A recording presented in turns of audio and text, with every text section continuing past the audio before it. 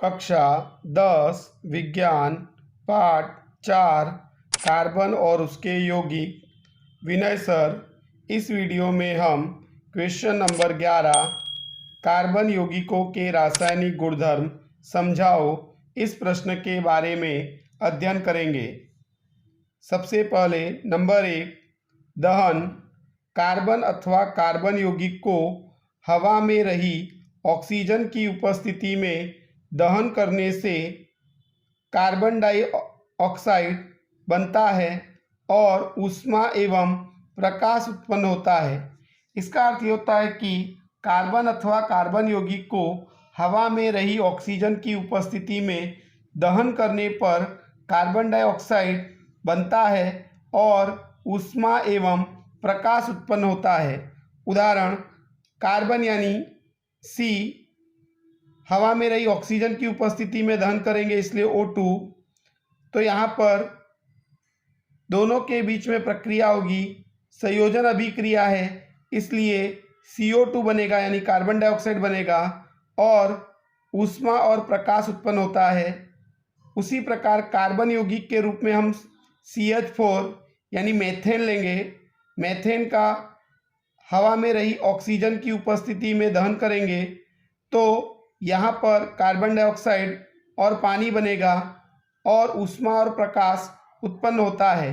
तो इस प्रकार से कार्बन अथवा कार्बन यौगिक को हवा में रही ऑक्सीजन की उपस्थिति में दहन करने पर कार्बन डाइऑक्साइड बनता है और ऊष्मा एवं प्रकाश उत्पन्न होता है।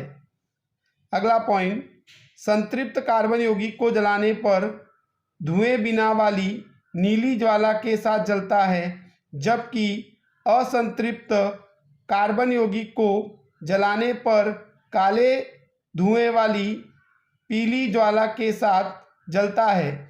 इसका अर्थ ये होता है कि संतृप्त कार्बन यौगिक जिसमें कार्बन कार्बन के बीच में एक बंध होता है उसे हम कहते हैं संतृप्त कार्बन यौगिक।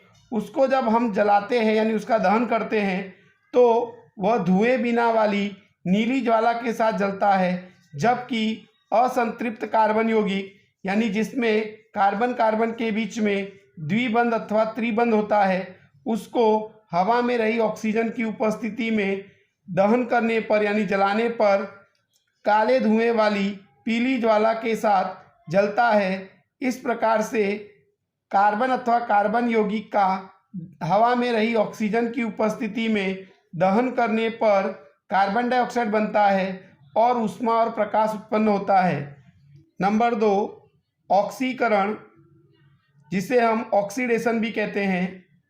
एथेनॉल को क्षारीय KMnO4 यानी पोटेशियम परमैंगनेट अथवा अम्लीय K2Cr2O7 यानी पोटेशियम डाइक्रोमेट की उपस्थिति में गर्म करने पर ऑक्सीजन जुड़ता है और एथेनोइक अम्ल बनता है, इसलिए इस अभिक्रिया को ऑक्सीकरण अभिक्रिया कहते हैं। इसका अर्थ ये होता है कि एथेनॉल को क्षारीय KMnO4 यानी पोटेशियम परमैंगनेट अथवा अम्लीय K2Cr2O7 यानी पोटेशियम डाइक्रोमेट की उपस्थिति में गर्म करने पर ऑक्सीजन जुड़ता है और एथेनोइक अम्ल बनता है, इसलिए इस अभिक्रिया को ऑक्सीकरण अर्थात ऑक्सीडेशन अभिक्रिया कहते हैं। कारण कि इस अभिक्रिया में हाइड्रोजन दूर होता है और ऑक्सीजन जुड़ता है, इसलिए इसे हम ऑक्सीकरण अथवा ऑक्सीडेशन अभिक्रिया कहते हैं। एथेनॉल का सूत्र है CH3CH2OH क्षारीय KMnO4 अथवा अम्लीय K2Cr2O7 की उपस्थिति में प्रक्रिया करने पर यहाँ से CH2 में से 2 हाइड्रोजन दूर होता है और एक ऑक्सीजन जुड़ जाता है, इसलिए सूत्र बनता है CH3COOH यानी एथेनोइक अम्ल बनता है। इसका अर्थ ये होता है कि H2 यानी हाइड्रोजन दूर होता है और उसकी जगह पर ऑक्सीजन जुड़ता है, इसलिए यहाँ पर ऑक्सीजन जुड़ने के कारण इसे ऑक्सीकरण अथवा तो ऑक्सीडेशन अभिक्रिया कहते हैं। नंबर 3, संकलन अभिक्रिया पैलेडियम अथवा निकल उद्दीपक की उपस्थिति में असंतृप्त हाइड्रोकार्बन में हाइड्रोजन जोड़कर संतृप्त हाइड्रोकार्बन बनाने की प्रक्रिया को संकलन अभिक्रिया कहते हैं। इसका अर्थ ये होता है कि पैलेडियम अथवा निकल उद्दीपक की उपस्थिति में असंतृप्त हाइड्रोकार्बन में हाइड्रोजन जोड़कर उसे संतृप्त हाइड्रोकार्बन बनाने की प्रक्रिया को हम संकलन अभिक्रिया कहते हैं। संकलन यानी जोड़ना, तो यहाँ पर असंतृप्त हाइड्रोकार्बन है, यानी कार्बन कार्बन के बीच में डबल बॉन्ड है, द्विबंध है, इसलिए इसे असंतृप्त हाइड्रोकार्बन कहेंगे। निकल अथवा पैलेडियम उद्दीपक की उपस्थिति में इसमें H2 यानी हाइड्रोजन जोड़ा जाएगा, तो यहाँ पर कार्बन कार्बन के बीच में रहा डबल बॉन्ड टूटेगा, सिंगल बॉन्ड हो जाएगा, तो दोनों कार्बन की एक एक संयोजकता यानी कि दोनों कार्बन के पास एक एक जगह खाली हो जाएगी। तो H2 में से एक हाइड्रोजन इस कार्बन के साथ जुड़ेगा और एक हाइड्रोजन इस कार्बन के साथ जुड़ेगा, तो यहाँ पर कार्बन कार्बन के बीच में एक बंध बन जाएगा, जिससे यह असंतृप्त हाइड्रोकार्बन में से संतृप्त हाइड्रोकार्बन बनेगा। तो यहाँ पर हाइड्रोजन जुड़ता है, इसलिए संकलन अभिक्रिया कहते हैं, और हाइड्रोजन जोड़कर असंतृप्त हाइड्रोकार्बन यौगिक को हम संतृप्त हाइड्रोकार्बन यौगिक बना देते हैं, इसलिए इसे संकलन अभिक्रिया कहते हैं। नंबर 4, प्रतिस्थापन अभिक्रिया।